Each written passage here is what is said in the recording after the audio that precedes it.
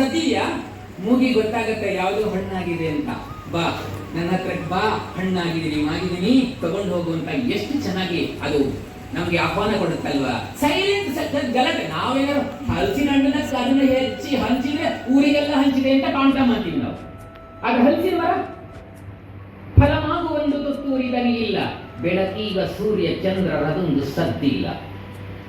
ಸೂರ್ಯ ಚಂದ್ರರು ಅನುದಿನವು ಸೃಷ್ಟಿಯ ಕ್ಷಣದಿಂದ ಬೆಳಕನ್ನು ಕೊಡ್ತಾ ಇದ್ದಾರಲ್ಲ. ಸೂರ್ಯೋದಯ ಆದ್ರೆ ಸದ್ದಿದೆಯಾ? ಚಂದ್ರೋದಯ ಆದ್ರೆ ಸದ್ದಿದೆಯಾ? ಇವನು ಎದ್ದ ಅಂದ್ರೆ ಸದ್ದು, ಇವನು ಜಗತ್ತಿಗೆ ಬಂದ ಅಂದ್ರೆ ಸದ್ದು ಅಲ್ವಾ? ನಾವೆಲ್ಲ ಸದ್ದು ಮಾಡ್ಕೊಂಡೇ ಬಂದವರು. ಮಗು ಹುಟ್ಟಿದ ತಕ್ಷಣ ಬ್ಯಾಗ್ ಬೊಬ್ಬೆ ಹಾಕೊಂಡು ಹುಟ್ಟುತ್ತೆ. ಯಾಕೆ ಬೊಬ್ಬೆ ಹಾಕಿದೀವಿ ಗೊತ್ತಿಲ್ಲ. ಮನುಷ್ಯ ಮಾತ್ರ ಗಲಾಟೆ ಮಾಡೋದು, ಇನ್ಯಾವ ಪ್ರಾಣಿ ಪಕ್ಷಿ ಇಷ್ಟು ಗಲಾಟೆ ಮಾಡಲ್ಲ. ಒಂದು ಮೊಟ್ಟೆಯಿಂದ ಮರಿ ಹೊರಗಡೆ ಬರಬೇಕಾದ್ರೆ ಶಬ್ದ ಇಲ್ಲ.